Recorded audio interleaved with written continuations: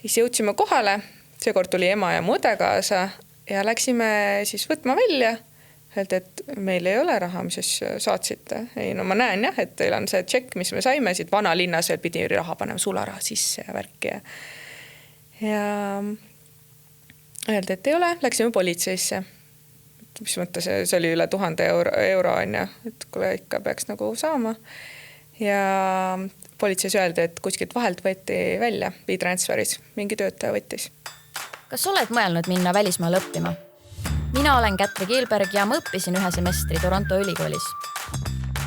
Mult on küsitud, et kuidas sa raha kogumisega tegelesid, milline üldse see paberimajandus oli ja oli siis keeruline sinna üldse jõuda. Selles podcastis on mul külas erinevates riikides õppijad, kes just neile küsimustele vastavadki. Et ta ikka teaks, kuidas minna välismaale õppima. Tere, head kuulajad, vaatajad. Meil on jälle uus osa, uus riik, seekord isegi mitu riiki. Nii et tere tulemast saatesse, Elisabeth Kasu. Tere. Räägi meile, mis kooli tees sina käisid? Mul oli mitu kogemust. Esimene aasta ma käisin, kõik olid erakoolid. Gümnaasiumis käisid? Gümnaasium siis ja 9. lõpetasin Eestis ja 10–12 siis välismaal. Esimene aasta oli siis Inglismaal. Teine aasta Tais ja 3. aasta jälle tagasi Inglismaal. Ja Inglismaal sa õppisid ka siis 1. ja 3. aastal erinevates ülikool või nendes siis gümnaasiumites? Jah. Esimene aasta oli siis täitsa erakool ja viimane aasta oli siuke kolledži moodi. Sellest me kindlasti ka räägime, et kuidas nad erinesid, aga kus sul üldse tuli see idee, et minna nii noorena välismaale õppima? See tuli kõigepealt, äkki ma olin, ma arvan, 3.–4. klass ja ma ütlesin vanematele, et mulle ei meeldi Eestis. Nagu ikka, kodu muru on rohelisem kuskil mujal. Ja siis ma mõtlesin, et tahaks välismaale minna. Ütlesin oma vanematele, nad panid mind suvekooli. Ja siis sealt see huvi kasvas. Kas see suvekool oligi siis kuskil Inglismaal? See oli Inglismaal, jah. See oli niimoodi, et ma elasin peres ja siis käisin nagu selles programmis. Paar aastat vanemad käisid nagu minu kaasas ja mu väike õde, aga ma olin nagu koolis seal üksinda, aga nemad olid lihtsalt seal olemas toetamiseks, ütleme nii. Ja su vanematel ei olnud kunagi sellist tunnet, et miks me laseme oma alaealisel lapsel kuhugi Inglismaale minna? See oli siuke kompromiss emaga, ütleme nii. Et ma tahtsin minna kooli, ta ütles, et okei, alustame suvekoolist, kuna mu inglise keel ei olnud ka väga hea, ma ei tea, miks ma sinna tahtsin minna, aga Inglismaa tundus äge, võib-olla see, et mu nimi on see Elisabeth täpselt samamoodi nagu kuninganna ja kogu aeg räägiti mulle seda enne. Ja ma arvan, et sellest nagu vanemad ei mõelnud sellele eriti ja pigem nagu tahtsid, et ma saaksin seda, mida ma tahan ja olid toetavad. Ema muidugi siit nüüd tagasi vaadates ütleb küll, et natuke noor olid, aga no hirmus ka ju lasta 10. klass, mis oled siis mingi 16, 15, tegi sükest. Jah, 15, 16 vist ja ma sain 16 vist tõesti. Aga sa kandideerisid igasse ülikooli nagu eraldi, eks? Keskkooli? Ei, see oli niimoodi, et ma läksin läbi agentuuri. See laager oli läbi agentuuri ja siis agentuur pakkus. Ja kuna ma vist jäin natuke hiljaks, kui ma õigesti mäletan, ja siis nad pakkusid ainult ühte kooli. See on, et okei, teeme sisseastumiseksamid ära ja vaata, mis saab. Nii see läks. Ja kui sa selle 1. aasta ära lõpetasid, kas sul ei olnud tunnet, et sa tahaks edasi jääda või kus see idee tuli, et tahaks nagu Taisse minna?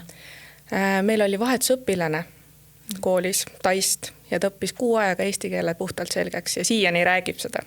Wow. Nii et need eestlased, kes on siuksed skeptilised välismaa õppijate puhul, siis tegelikult persoon on väga suur teema, mis on nagu oleneb, milline see inimene on. Et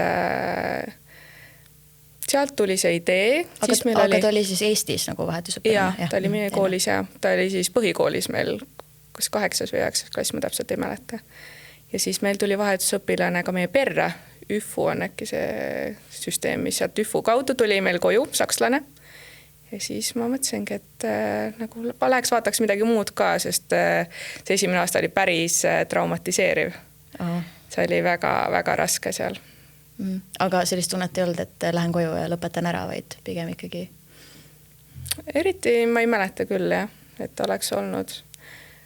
pigem vaataks edasi, mis saab. Et see oleks muidu allaandmine olnud. Aga kandideerimisest veel, et sa läksid läbi agentuuri, on ju, et kas sul oli vaja ka mingisuguseid, ma ei tea, hindeid näidata neile või mingid esseesid kirjutada või? Nad vaatasid hindeid, aga enamus oli ikkagi sisseastumiseksam. Kuna ma Eestis ei ole õppinud keemia, füüsika, ajalugu, ma ei õpi seda inglise keeles. Ja siis ma tegin sisseastumiseksamid. Nad saatsid siia, ma olin seal kontoris, agentuuris või seal, kes siis vahendas seda teenust, tegin seal matemaatika, inglise keel, suured, nagu meil on tasemeeksamid, on ja. Täpselt samasugused olid kõik füüsika, keemia, kõik olid seal. Ja siis saatsime ära ja vaata, mis nad vastasid ja tuli positiivne, ütleme nii. Kuigi 9. klassi lõpus õpetaja, inglise keele õpetaja ütles mulle, et tead, ma arvan, et suvanemad maksid selle kinni, ma ei usu, et sa sinna kooli päriselt said ja rääksid kõigile, kõik klassist arvasid, et Elisabethile lihtsalt maksti kinni see kõik asi, aga see on küll suht nõme. Mu vanematel kahjuks või õnneks ei olnud nii palju raha, et neile mingit maja osta. Et see eksam oli ikkagi väga raske ja need, kes sinna kooli said, olid miljonäride lapsed. Mina ei ole miljonäride laps tanud ka, sain läbi agentuuri, aga need on ikkagi siuksed väga privilegeeritud lapsed, kes seal õpivad. Et ei ole siukest kinnimaksmist asja, see neid ei huvita. Nad on nagu lihtsalt oma maine peal pigem. Aga nii, et ärge kunagi õpetajaid uskuge. Usu endasse. Tõsi. Aga kuigi sa ei ole miljonäride laps, siis seal koolides õppimine oli päris kallis. Kas sa tahad sellest rahastuspoolest natuke rääkida? Nii palju, kui ma mäletan, siis esimene aasta oli seal niimoodi 40 kanti. 40 000, see oli siis naela? Ei, eurot. Okay. Me maksime agentuurile ja agentuur siis maksis koolile. Siis teine aasta oli veidi soodsam, äkki 25 ja viimane aasta oli 17. Need hinnad kindlasti on muutunud siin aastatega. Ja ma ei tea, kuidas Inglismaal üldse praegu saab ka, et siin kindlasti on mingid teised trendid, ma ei tea, Dubai või asjad, praegu kõik kolivad sinna. Aga ta oli kallis, aga ma olen väga tänulik, et mul oli see võimalus. Ja kui sa siis sinna esimesse kooli läksid, sa tahad natuke rääkida, milline see kogemus oli, siis sa korra mainisid, see oli hästi raske, on ju? Sa olid hästi noor, 16, kolisid teise riiki ja siis sa käisid veel sellises nagu rikaste laste koolis. Kuidas see kogemus oli? Alguses ei tundunudki nii hull esimesed paar nädalat. Ma ise elasin koolis, boarding school oli see. Ja siis said sõpradeks seal osadega ja sa kohe nägid, et venelastel oli oma grupp, sakslastel oli oma grupp, seal nagu tekkisid grupeeringud on ja Inglismaa, need õpilased, kes seal olid on ja need inglased ise, need olid hoopis teine kontingent on ja. Aga need, kes seal boardingus olid, ütleme nii, et kõikid olid brändiriided, see oli kõige raskem asi, mis üldse. Eestis ma ei näinud üldse seda pointi, et brändiriided, tore on, arvasid, et kvaliteetse meil on nii noorena. Aga seal kõikidel Louis Vuittonid, eraautojuhid, lennukitega just saavad sünnipäevaks mingid saari ja asjad. Päriselt selliste inimestega õppis koos? Päriselt on teema. Ma olin täiesti lummatud, et siuke asi on võimalik. Filmis oled ikka näinud, üüberrikkaid, aga seal oli päriselt ja mul ei olnud ühtegi brändiriiet. Mingi Tommy Hilfiger Quest on ja. Aga seal oli Monclerid, Louis Vuittonid asjad on ja. Ja ma nägin, et teatud sõpruskondadesse ma ei saanud, siis mul oli 2 sõpra ainult alguses. Sõbrannad õigemi, meil oli poisid ja tüdrukud olid nagu majades eraldi. Ja vot see oli kõige raskem, et mis mõttes võetakse inimest tema materiaalsete olemasolevate asjadega siis. Et miks ei võeta inimesi nagu ta päriselt on inimesena. Keegi ei huvitunud ka, kas sa oled ma ei tea, sõbralik või sa oled matemaatikas hästi hea või midagi sellist, seal ei huvitanud seda kedagi. aga kas akadeemiline tase oli siis teistsugune kui Eestis või seal oli ka pigem see, et ikkagi mingite muude asjade järgi nagu vaadati? Täiesti teistsugune. Miks ma tahtsin ka sinna minna, siis ma nägin, et nendes suvelaagrites õpetatakse hoopis teistmoodi. Seal programm oli GCSE, mis ma läksin siis tegema. Ja seal vaadatakse rohkem lõpplahendust ja vastust, et see oleks nagu õige.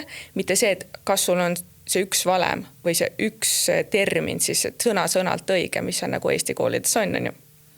Meie ajal vähemalt oli niimoodi. Et seal lahenetakse palju personaalsemalt. Siis seal on ained siuksed, näiteks ma võtsin muusikat, ma õppisin kunagi klaverit, kui ma olin 1. ja 2. klass ja ma võtsin muusika seal 10. klass ja ma polnud muusikat vahepeal absoluutselt mänginud. Tegin Mozarti palasid asju ja mängisin klaveril. See näitab, kui valmis on tegelikult õpetajad personaalselt vastu tulema. Et just see personaalne lähenemine on see. Siis mul oli seal näiteks hobid. Said valida golf, ratsutamine. Nagu hobid olid siis kooli juures? Just. Kehaline kasvatus oli, kõik said valida. Golf, ratsutamine, polo, tennis, kõik käisid erinevaid. See, mida sa tahtsid, seda valisime. See on tõesti väga siuke rikas, mingi boarding school taoline asi, et see sa saad mingi golfi mängida. Suur, mitte castle, aga nagu siukene. Nagu loss, jah? Jah, põhimõtteliselt. Nagu siuke Harry Potteri. Ja, läksid suur kamin, kõik tume puit asjad, et ülivinge kogemus, aga väga õpetlik ka. Aga inimesed olid siis pigem need, kes rikkusid seda ära või see? Ma ütleks, et nad rikkusid, nad kasvatasid mind. Nad näitasid ka, milline teine elu on Eestis. Ma ei usu, et sa üldse kohtad siukest. Tänapäeval noored võib-olla on rohkem siuksed materiaalsemad, aga nad olid materiaalsed, aga väga välja peetud. Ütleme nii. Et sa said aru, et neil ongi see standard. Ei ole niimoodi, et lihtsalt ostetakse mind asju, aga see ongi normaalne. Nad ei, kui sa oled brag. Uhkusta. Jah. Nad ei uhkusta väga oma nende asjadega. Nende jaoks on see elementaarne, kui me ostame H&M-ist või Saarast oma asju. Nende jaoks on see Louis Vuitton common sense. Nad ei uhkusta, aga samal ajal nad ei lase ka sind enda sinna väga nagu lähedale. Väga kinnine circuit. Ikkagi siuke hierarhia on paigas. Aga siis sa lõpetasid selle 1 aasta ära, on ju? Siis kuidas sul see mõte tuli? See Tai mõte tuli siis läbi selle, et sul oli mingi see vahetusõpilane kunagi. Just. Ja ma ei olnud kunagi seal reisinud. Ei olnud kunagi reisida. Ja mõtlesidki, et tahaks minna kuhugi kaugemale, kus ma ei ole käinud. Just. Ja soojale maale. Just. Eestlased ju alati tahavad sooja. Ja siis ma läksin Taisse, mu isa tuli kaasa sinna alguses. Läksin vaatama sime, kuidas see kool on. See oli Pattaias. Tead, kus on Pattaia? Ei tea. Ma ei tea Taist väga midagi. Pattaia on väga prostitutsiooni pealinn. Oi. Ja siis sa läksid sinna mingi 17 aastasena. Seal on walking street asjad, just. 17 aastasena läksin. Ma ei teadnud sellest midagi, et Pattaias siuke asi on, aga kui me isaga sinna jõudsime, siis ma vaatasin, mis seal siis teha on. Mis asi? Kuhu ma tulin? Okei. Õnneks see linnaosa on väike ja siis see kool on sealt väljaspoolt täiesti gated area oli. Siis kinnine ala. Et see ei olnud nii, et ma olin seal kohe koos. Ja suures Pattaias on, kus kõik teavad. Ja seal oligi, mis oli teistmoodi, see oli kinnine ala. Seal oli jube palav, niiske, see oli kohutav. Ja see tase, mis seal oli, seal olid õpilased tulnud enamus stipendiumiga. Seal oli üks Eesti poiss ka. Aga stipendiumiga õpilased olid igalt poolt maailmast. Siukestest riikidest, kus mul polnud õrna aimugi, mingi Bhutan ja mingid siuksed riigid. Pole kuulnudki. Kus see on? Siuke asi eksisteerib. Täpselt nagu tema vaatas Eesti peale. Kus kohas see on? Ja seal sa nägid, et need õpilased on päriselt pigem isiksuse peal jälle, on ju? Täiesti vastand sellele siis esimesel aastal, mis mul eelmine oli. Sest seal on stipendiumiga õpilased, kellel ilmselt muidu ei oleks võimalust, et sinna õppima minna. Just, et nende pered olid väga rasketest oludest, ütleme nii tegelikult. Mitte muidugi nii rasketest, et nad ei saanud isegi stipendiumite sinna tulla, aga nad olid väga valmis akadeemiliselt, ütleme nii. Nad olid väga targad. Et seal oli pigem see akadeemiline tase oli hästi kõrge. Hästi kõrge, ja. Aga kas see viis, kuidas õpetati, oli sarnane Inglismaale? Ja, see oli põhimõtteliselt samas, see on Inglismaa kool. On Bangkokis on üks ja Pattayas on see sama siis keskkool. Aga britte oli siis seal ka palju? Jah. Britte oli hästi palju, austraallasi, sest see on ju lähemal on ju Austraaliast. Ja siis oligi siukseid Aasia riike. Olid ikkagi enamus, aga seal oli hästi kõva akadeemiline tase, kui esimene aasta ma sain niimoodi veits nagu tilulilutades ka läbi ja ma pidin väga palju õppima selles suhtes. Eestis ma üldse ei tahtnud õppida, aga seal ma lihtsalt õpid, kogu aeg õpid. Esimene aasta oligi, teine aasta oli ka niimoodi, et sa läksid oma tuppa peale koolipäeva, uksed olid kõigil lahti, mõlemal oli nagu boarding school on ja ma elasin kooli hoovis ja õpetaja käis koridori peal, kontrollis, et kõik õpivad. Kui see oli küsimusi, sai kohe küsida enne selles mõttes, aga see oli nii hea distsipliin, ma ei tundnud üldse ennast halvasti. Ma tundsin kogu aeg ennast toetatud. Aga samas, kas seal oli ka neid, kes ei saanud sellise nagu pideva tampiga hakkama? Sest muidu üldiselt ma olen kuulnud, et Aasia regioonis on see õppimiskultuur ikkagi hästi teine, et seal on seda tampi hästi palju. Pigem ei. Kõik said väga hästi hakkama. Et seal nagu, kui sa juba sinna läksid, ma ütleks, et mina olin üks, ütleme nii, nagu, kellel oli kõige raske. Neil oli väga hea distsipliin seal inimestel. Ma olin harjunud Eestis nagu siuke tilulilutama, aga nendel on nagu paibukk on niimoodi. Aga kui sa sinna kolisid, see on küll siis selline suletud ala, kas sa said ka seal Tais ringi reisida? Tais ma üldiselt ringi ei reisinud, aga vahest sa said vist, sest osadel lastel, kes seal õppisid, nende vanemad töötasid Tais. Eks Austraalia pered, kes näiteks elasid seal, neil oli oma maja, õpilased käisidki lihtsalt seal boarding schoolis ja nädalavahetusel läksid siis tagasi koju. Ja siis ma sain nende juurde minna. Niisama sa välja ei saanud. Et siis nende perega ma natuke nagu midagi reisima, aga üldjuhul oli väga kõva programm seal boarding schoolis, et said igasuguseid tegevusi teha. Et oli nädalavahetuseti siis ka? Just. Mis te siis nädalavahetuseti tegite? Sa mõtled kooliga või? Koolis, no üleüldse, kui te seal nagu olite. Mängisite ka golfi? Basseinis käisime, meil oli ilmselgelt koolis bassein ja asjad on ja olime seal basseinis või käisime mingi tegevust, näiteks go-kartimas, kaardiga siis sõitmas on ja siis käisime mingites muuseumites, korra käisime Bangkokis isegi. Aga ma käisin ka Pattayas pidu panemas, see võimalus oli mul ka. Ja minu kõige parem sõbranna praeguseni on siiani niimoodi, et me käisime Pariisis taga detsembris. Ta on pool eestlane, pool venelane, et ta vanemad elavad siiamaani Tais. Ja siiani suhtleme. Aga kas seda kultuuri erinevust oli palju tunda või pigem, kuna sa olid sellises rahvusvahelises koolis, siis sa nagu ei näinud seda, milline see Tai kultuur on? Ma nägin, milline see oli, aga pigem oli suhteliselt sama Inglismaaga, sest suletud ala oli ikkagi. Okei, ja kuidas sa jõudsid selleni, et sa tahad tagasi Inglismaale minna? Et kas sul ei olnud mingit muud mõtet, et lähen 3. aastaks kuhugi, ma ei tea, jälle 3. riiki? Mul oli tegelikult plaan jääda Taisse. Ma õppisin IB-d, GCSE ma sain tehtud Inglismaal, läksin IB-d õppima, International Baccalaureust. Ja siis mul juhtusid perekonnas siuksed raskemad ajad olema ja ma mõtlesin, et ma tahan rohkem Eestile lähemal olla. Ja siis tuli välja, et ma üldsegi tegelikult ei saaks minna kuhugile mujale ja pean Eestisse tagasi tulema. Ja siis ikkagi vanem mõtlesid midagi välja ja olid nõus, et ma lähen siis 3. aasta ka, töötasid oma asjad läbi seal, mis neil olid on ja siis ma otsustasin, et ma lähen lähemale, kuskil natuke soodsamasse ja võtame veel ekstreemsema mingi asja. Lähme täiesti välja linnast on ja Hastings on hästi väike, ma ei tea palju seal inimesi on, aga väike linn, äärelinn kuskil Brightoni lähedal Inglismaal. Ja siis ma võtsingi otsuse, et läheks sinna, aga seal ei ole boarding school'i ja siis seal pakuti alguses majutust ühes peres ja teine võimalus oli siis korter võtta. Mõtlesin, et võtan korteri, et nüüd ma olen piisavalt täiskasvanu. Väike linn, mis asja, ma Tallinnas elan põhimõtteliselt, selles mõttes väike linn seal Tallinnaga põhimõtteliselt sama suur on ja siis võtsin korteri, helistasin ja broneerisime, saatsime V-transferiga raha, kõik peaks olema legit. Aga ei olnud midagi legit. korterit ei eksisteerinud? Korterit ei olnud, kontakti ei saanud, rahast jääme ka ilma. E-transferiga saatsime.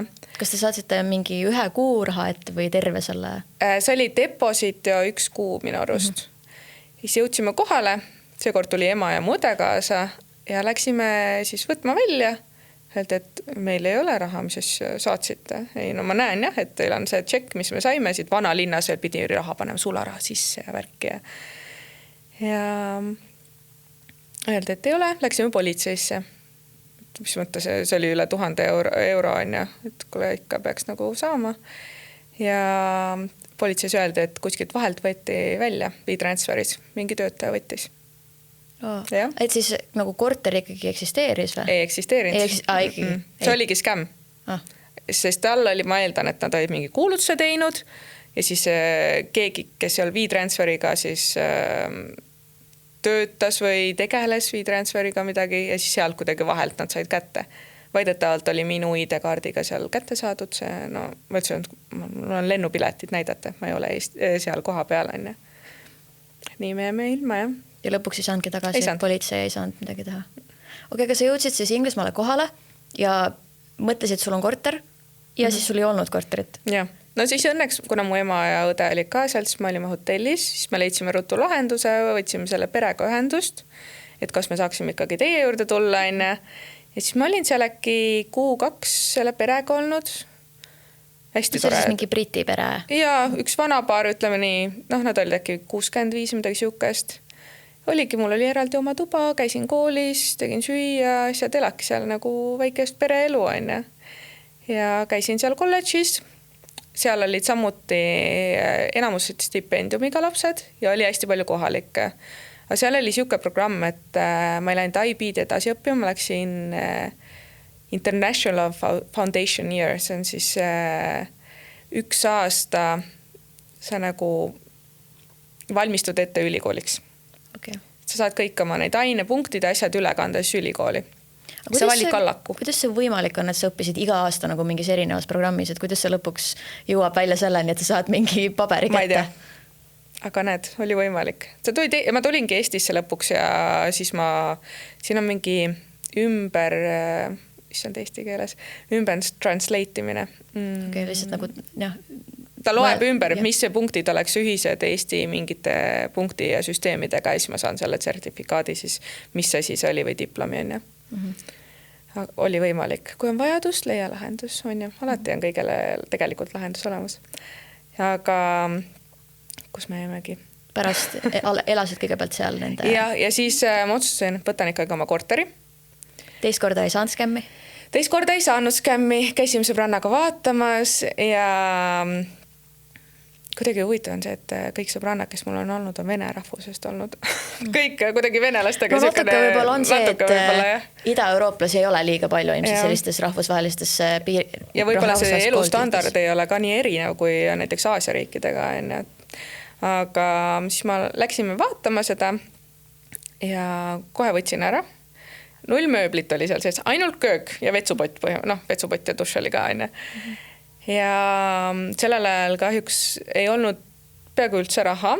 Jah, mul oli võimalus teatud mingid asju võtta, aga mööbliaks mul ei olnud, aga ma tahtsin jubedalt üksinda elada. Siis ma läksin. Et kumb olulisem on? Kas mööbel? Ei olnud oluline. Ma ju magan selle enamuse ajast. Ma käin koolis, käin sõbrannaga jõusaalis, miks mul seda mööblit vaja tegelikult on. Ja siis sõbranna käest ma sain padja ja teki. Võtsin padja ja teki ja magasin suures toas põrandal. Ja. Kui kaua siis? Lõpuni välja. Mul ei olnudki mööblit. Mingi rohkem kui pool aastat? Jah, rohkem kui pool aastat. Ja magasin niimoodi. Et see oli siis parem variant, kui elada perega, et sul oli iseseisev elu? See ise hakkama saamine vist oli see, mis on olulisem olnud. Kas praegu teeks seda? Praegu on laps ka. Siis ma ei saa enda eest ainult see seista. Aga ise muidu magaks rahulikult põrandal? Aga ma oleks võimaline kõik asjad ära andma. Kui meil söögiraha natukene on, siis ülejäänud ju tegelikult ei ole. Et tegelikult see kõik on nii materiaalne meie ümber, et meie kliimas, jah, sul on vaja riideid. Aga ülejäänud, kui sa usud endasse ja tegelikult on nii palju häid inimesi, kes nagu aitavad sind, et siis ei ole midagi hullu. Aga selles mõttes sul oli esimene ja 3. aasta, kui nad olid mõlemad Inglismaal väga erinevad. Sest ühes sa olid sellises mingis uhkes rikaste koolis, mingi Harry Potteri sellised Harry Potteri ja teine oli lihtsalt selline klaas betoonist maja kuskil väike linnas ja aga see oli nii värskendav hingel, ütleme nii. Ma sain aru, et tegelikult tore on nendes koolides käia, aga lõppude lõpuks on ikkagi oluline, mis see inimene on, kellega sa ennast ümbritsed. Ja eriti sellel ajal ei olnud mul eriti taskuraha ka, et enamus ma paningi selle korteri alla ja põhimõtteliselt ma läksin 2 päeva ilma söömata. Sõin lihtsalt makarone näiteks, mul on siin ketšupi jaoks raha. See kõlab nagu siuke klassikaline ülikooli elu, et magad põrandal ilma mööblita ja siis sööd pailast makaroni. Ja see ongi see kontrast selle esimese aastaga seal. Meil olid suured valikud, mingid pannakotad, hommikusöögiks, tiramisud, ise valimist tahad, on täiesti mitmekesine. Aga viimane aasta siis oli siukene kontrast, aga ma ei tundnud ennast eriti halvasti. Ma arvan, et ma olin õnnelikum isegi siis, kui mul oli vähem. Ja see ilmselt valmistas ka suht hästi ette tegelikult eluks, et kui peaks raskemaid aega tulema, siis saad hakkama.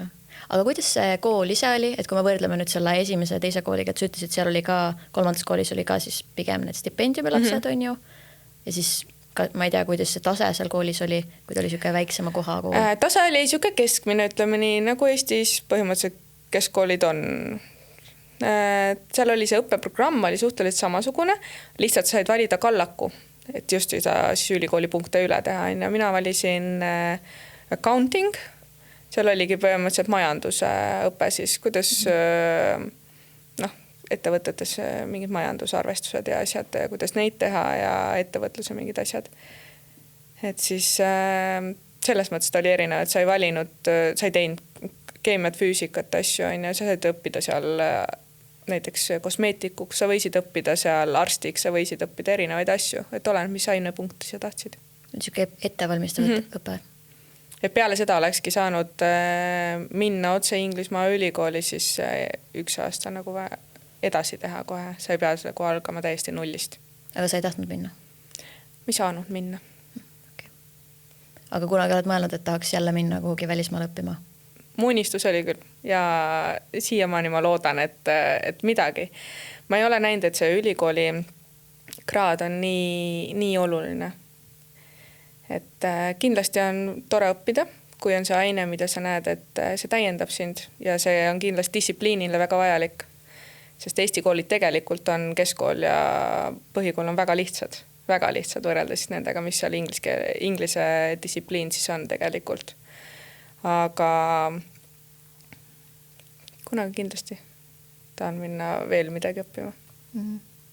Ma põrkaks korra tagasi sinna ettevalmistuvasele osale, et kuidas sul muidu nende viisade ja selliste elamislubade ja asjadega läks? Sest muidugi praegu ilmselt on natuke teissugune Inglismaal olukord, sest Brexit oli vahepeal, aga sa vist käisid ju enne, kui Brexit oli, on ju? Siis minu teada ei olnud seal nagu põhimõtteliselt midagi. Seal oligi lihtsalt mingi elamisloa ilmselt pidid taotlema või midagi. Mina ei tegelenud sellega, agentuur tegeled. Selles mõttes on nagu ülija aitäh, Evenorm, et olete olemas, on ja, et ülilihtne on läbi nende käia. Et ise sa ei pea selle tegelema praegu, ma kujutan, et on see päris keeruline. Aga siis oli lihtne, istusid lennukile, näitasid oma seda passi ja oli kõik, on ja. Siis ma käisin Inglismaa ja Eesti vahelt põhimõtteliselt iga vaheaeg. Lendasin tagasi Taist, ma samuti lendasin, ma arvan, 3-4 korda. Mis oli üks huvitav juhtum oligi, et kuna mul on trauma tõttu üks sammas natuke katki, sinna peale oli tehtud laminat ja see tuli ära Inglismaal. Ja nii mugav oli lennukil, lihtsalt istud lennukile ja sõidad Eesti, on ja. Seal paanitsed, et issand jumal, mis tu teed, on ja hammas läinud. Ma kujutan ette ka, et tegelikult lennupiletid Eestisse on odavam, kui ilmselt Inglismaal võib olla minna seda hammast parandama. Eriti, mul isa on hambarst, ema on hambatehnik, et selles suhtes, ma ei mõelnud siis muidugi, sa mõtlesid kohe, et lähed sinna. Ja. Aga sa mainisid, et kui sa alguses läksid 10. klassi Inglismaale, siis sa liiga hästi ei osanud inglise keelt. Kuidas sul see keele õppimine ja keelebarjäär läks, et omandasid suht kiiresti, kui sinna kohale läksid? Ma arvan küll, sest hakkama ma selles suhtes sain. Eksamid said ka läbi, et sisse saada, nii et midagi pidid oskama. Ma arvan, et see tahe oli nii suur, et ma käisin ikka vanematele kogu aeg peale, ma tahan ja siis lõpuks ema oli, et okei, 9. lõpetad ära, siis võid minna. Et aga see tuli ju nagu sa oled seal keskkonnas ja siis tuleb, ma arvan, kui elada kas Itaalias või Hispaanias ja sa oled kogu aeg selles keskkonnas, sul ei ole valikut oma keelt rääkida, siis sa hakkad seda rääkima lihtsalt. Kuidas sul sõpradega läks? Sa mainisid, et sul oli nagu mingid sõbrannasid, tihti olid just ida-eurooplased venelased, et kas sa ju põhiliselt läksid iga aasta nagu täiesti uude keskkonda, uute inimestega, keda sa ei teadnud, uude kooli. Kuidas sul nagu sellega läks, et sul seda muret ei olnud? Et... Sõprade saamisega, sellega ei ole nagu kunagi probleemi olnud. Ma arvan, et ma olen ise nii avatud inimene, et sa adapteerud. Vaata, kuidas teatud situatsioonis tuleb käituda, proovid endaks jääda. Et seda probleemi mul ei olnud. Pigem oligi raske see, et Eestist läksid ära ja kõik sõbrad olid siia. Ma olen kogu aeg käinud ühes koolis ja ega neid sõpru väga ei jäänud alles peale seda kolimist. Eestis mul oli ainult paar sõbrannat, kes jäid. Sealt esimesest koolist ma sain ka ühe sõbranna siis. Temaga meie teed läksi kahjuks lahku mõned aastad hiljem, sest oligi see materiaalsuse teema. Et temal olid sellised rikkamad vanemad ja ta kogu aeg reisis, ostis igast asju, ta tahtis, et minuga ka jagada. Aga ma tundsin, et ma ei taha nii palju iga päev meigis käia või teised põhimõtted. Just, et õnneks mul see üks sõbranna on praegu, kes ma näen, et on nagu ükskõik milles, et vahet ei ole, kui ei taha üks kulutada või ei taha teine kulutada, et teised prioriteedid on, et pigem nagu üksteisega, et seda sõprade nagu sõbraks saamise probleemi ei ole kunagi olnud. Raskem on olnud, aga kui sa ise adapteerud ja suudad rääkida maailmast nagu laiemalt ka, siis ei ole probleemi. Inglismaal ma tean, on suht suur ka siuke, ma ei tea, kas öelda korporatsioonide teema või neil on mingid siukesed nagu mingid erinevad klubid ja asjad. Kas sa mõnedes sellistes nagu mingites gruppides olid ka? Üldse mitte? Nendes koolides ma ei tunnetanud seda. Seal ei olnud väga. Lihtsalt oligi pigem rahvuse nagu venelased ja sakslased ja nagu kohalikud inglased. Tekkisid mingid oma grupid? Aga kui sa mingit sporti tegid või mingi hobisid, mis teil seal olid, siis nendeks olid ka nagu eraldi grupid? Nendeks oli see, kes soovis selle päeva seda teha, siis sai minna. Et seal ei olnud nagu siukseid gruppe ei olnud. Põhiliselt mingid inimesed olid, kellega sa seal olid, aga eriti mitte.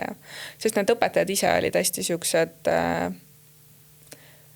vanamoodsad, ütleme nii, vana inglise hariduse moodi, et jah, see raha on tore, aga nemad said aru, et mis see põhimõte on ikkagi, nemad on nagu seda kultuuri ja seda haridust edasi andmas, mitte seda, et mis asjad sul on või grupeeringud, et kõik on võrdsed nende jaoks.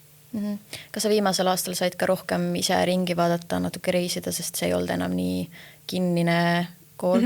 Seal oli kõike vaba, siis sõbrannaga me käisime ikka Londonis ja Brightonis ja erinevad asju. Kaugel London sealt on? Äkki viimasest koolist oli 1,5 tundi rongiga. Okay. Rongiühendus on seal pigem hea? Jah, rongid ja bussid on väga, väga head. Enamasti ma reisingi bussiga. Isegi seal esimeses koolis me saime bussiga sõita. Me bussikaarte käisime. Aga esimeses koolis, kui olid, siis pigem ei saanud muud Inglismaad avastada? Eriti mitte, jah. Aga viimasel kohal siis natuke käisime tegelikult ühe korra Brightonis käisime, mingi pidu oli jälle, ütleme nii, et väga palju pidutsid. Oli eliitkool, aga tõesti pidusid oli seal väga palju ja ma nägin siukseid asju, et... Aga see mulle tundub ongi tihti, et eliitkoolides kuidagi nagu tehakse rohkem neid pidusid. Ja ma kuulsin eriti sakslaste pundid, kui nad läksid koju vaheaegadeks, need Instagrami storid ja asjad olid, ma otsin lihtsalt peaski mõtlesin, et päriselt ka, et olete ju nii noored, et mis asja, mul on mingi 16, 17, et kuidas te niimoodi panete nagu pidu, et ja kuulsid ikka, mis meelemürke seal nagu tarvitati juba siis ja sa mõtled tegelikult, mis peredest nad pärit on, mis nende vanemad teevad, siis...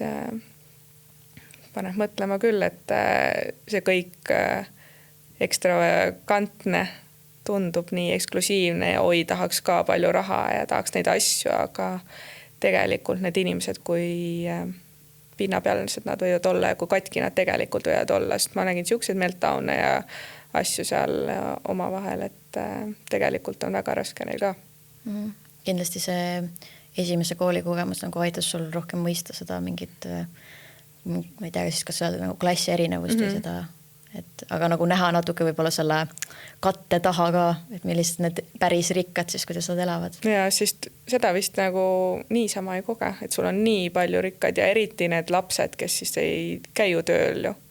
Ta on lihtsalt sündinud kuldlusikas suus, nagu öeldakse. Aga sina siis pigem olid see kirikurott nende jaoks? Jah, kahjuks. Ja sellepärast nad ka ei tahtnud nagu... Jah, ei tahtnud väga sõbruneda. Et ei kutsunud sind oma helikopteriga lendama? Mul oli kahju, alguses ma ei mõistnud seda. Aga mida kauem sa oled seal, siis seda rohkem ma mõistsin, et kas ma tahaks üldse siukseid sõpru. Kas ma tegelikult tahaks? Ei taha. Tahad ikka sellised, kes aktsepteerivad sind nii, nagu sa oled. Kas see viimases koolis oli sellega paremini? Jaa, seal ei olnud mingit küsimust. Igasugustest kehakaaludest, nahavärvidest, rahalistest staatustest, kõik oli. Ja seal ei olnud mingit küsimust, et pigem ka persooni küsimus oli seal. Sest esimeses koolis, ma mäletan sõbrannaga, me tegime mingid ekstreemseid dieete, meile kutsuti kiirabid, sest me ei söönud mingi 3-4 päeva. Oligi, et hommikul võtad ühe ampsu õuna, õhtul jood klaasi vett, siis võtad juustuampsu järgmine päev, siis võtad üks õhtu jälle Nutella ampsu. Aga kas see oli ka siis mingisugune see nagu staatuse sümbol või see, et sa tahtsid kuidagi olla? Hästi peeni, nad olid enamus väga saledud. Et seal ikkagi oli see, et rikkus ja ilu kõik, mis loeb. Aga siis neid nagu tarkus väga üldse ei huvitanud või? Selles mõttes nad olid targad ka. Ükski ei olnud, sest ma arvan, et kõik ikkagi tegid sinna sisseastumise eksamid. Ja nad tegelikult olid targad ka. Aga sa lihtsalt hinnati teisi asju? Jah. See on päris hirmus, aga samal ajal nagu huvitav kogemus. Kas sa ütleksid, et see on üks kõige väärtuslikumad kogemusi või kui sa vaatad terve selle gümnaasiumaja peale tagasi, kus sa käisid nii mitmetes koolides, et mis see kõige väärtuslikum seal on? Võib-olla see tõesti see esimene ja teine aasta ka, sest need kontrastid just muutsid mu selliseks, nagu ma olen praegu. Et sa näed päriselt, mis on elus oluline. Ja sa mõistad teisi inimesi, sa oskad inimesi palju paremini lugeda. Ja sa näed ilmselt ka hästi palju erinevaid inimesi on ju läbi selle.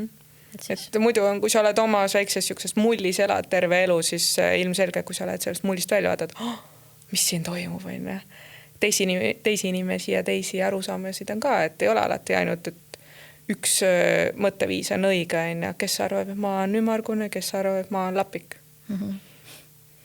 Me tegelikult ju ei tea ja teine inimene vasta mõtleb nii. Kui ta on õnnelik ja ta on sõbralik teistega, siis on ju, see on peamine. Aga mida sa enam igatsed selle kogu kogemuse juures? Seda närvikõdi. Seda, et hirmus on, et ei tea, mis juhtub. Tegelikult oli see päris äge. Okei, siis ma mõtlengi, just mina olen hästi ärav inimene, kui ma läheks kuhugi võõrale maale ja ma vaataks, et korterit ei ole, siis ma mõtleks, ongi kõik, lähen tagasi Eestisse. Aga sa vist pigem nagu sulle meeldib, pakub nagu põnevust. Jah, põnevust, sest sa tead, et sa tegelikult hakkama. Et mis ma nüüd välja mõtlen? Kunagi mul oli lemmikfilm Robotid oli äkki või? Seal oli Mr. Bigweld. Ütles, et kui on vajadust, leia lahendus. Nagu ma enne ütlesin, et tegelikult ongi alati on nagu lahendus olemas ja see paneb sa ju mõtlema. Muidu me istume siin mugavalt ja mingid asjad on elementaarsed. Aga nii me ei saa seda elu kogeda, mis see jutt on, mis sa räägid oma lastele ja lastelastele või tuleb mõelda enda elu põnevaks. Ehk siis soovitad teistele kindlasti seda kogemust? Soovitan ja ma soovitan vanematele ka lubada oma lapsi. Tegelikult seda iseseisvust on vaja, eriti kui laps ütleb, et ta on nagu valmis toetada seda, leida mingid alternatiive, kui sa ei taha ekstreemsusse minna, et kohe saadab boarding school'i. Kas või Eestis on tegelikult alternatiive, et saada nagu teisele poole Eestit? Jah, kas või nagu kuskilt alustada, et sa näitad, et sa tuled nagu oma lapsele ka vastu. Ja tegelikult neid stipendiumi variante ja kõik on ka tänapäeval hästi palju, et neid saab ka nagu uurida. Ja just. Ja tänapäeval on tegelikult see reisimine lihtne, et käisin 15 aastat, läksin üksinda Miamisse. Wow. Lennukiga lendad üksinda, mis nüüd sama palju 15 aastat on möödas, et tänapäeval on ikka nii lihtne reisida ja olla see vaba hing. Jah, meil on igasuguseid ohtusid rohkem, sest siis ma ei osanud võib-olla ohtsid näha ka. Et sa koged nii palju ja räägitakse meedias ka, Aga see kunagi kätte ei maksnud sulle, et sa olid nagu natukene naiivne või ei osanud neid ohtusid näha? Ei, nii naiivne ma ei ole olnud. Õnneks ma nii naiivne ei olnud, et mul ei ole ühtegi sükest, see raha skämmi ja teema, aga kõik mingid ärakasutamis ja asju ei olnud eriti välja arvatud. Mul tekkis siis viimane aasta väike boyfriend. Väike, selles mõttes ta boyfriend ikkagi Armeeniast. Ja vot see kultuurishokk oli päris korralik. Ta oli ka sealt koolist, Taist. Ja siis me nagu suhtlesime veel järgmine aasta. Ja seal oli tegelikult ärakasutamise teema küll. Et kuna ta oli minust vanem, ta oli mu sõbranna, siis kellega me sealt suhtlesime, et need poisid olid nagu parimad sõbrad seal koolis ja mina see tüdrukuga olin parim sõber. Ja siis me olime nagu selle poisiga, et nojah, tüdruk ja poiss on nagu oma vahel koos, et mis me siis teeme. Siis mõtlesin, et okei, oleme siis koos, aga seal armeenlased on hästi domineerivad. Et võib-olla see. Aga pigem see oligi niisugune natuke kuuluvus ka, et sa olid seal üksinda seal koolis. Võõras riigis tahad ikkagi mingit kaaslast, mingit seltskonda. Ja vanemad olid vaata nii kaugel ikkagi, et Aga samas ma pakun, et samasugune asi võib juhtuda ka vabalt Eestis. Muidugi. Et selles suhtes õnneks tuleb lihtsalt natuke ettevaatlikum olla, kui sa lähed välismaale. Tuleb jääda endale kindlaks. Et selles mõttes, aga see andis mulle väga häid kogemusi ja ma käisin tänu sellele Armeenias ja ööbisin niisuguses spordumajas, et ma sain teada, et ta isa on bordellipidaja, nii et issand. No, see on kogemus. See on teised jutud. Aga muidu on hästi tore. Äge kogemus. On hea meel. Aga kui meie kuulaja tahab kunagi midagi küsida su käest veel selle episoodi kohta või kuidas sa sinna said, siis kuidas nad sind leiavad, ühendust võtavad? Kui tahta ise minna, siis see agentuur on nimeline võimalus agentuuriga võtta, Evenor. Siiani tegutsevad ja minule võib kirjutada kas Instagramis või Facebookis. Üldjuhul ma ikka proovin vastata. Hea meelega. Räägin väga hea meelega kõikidest kogemustest. Aitäh, et tulid.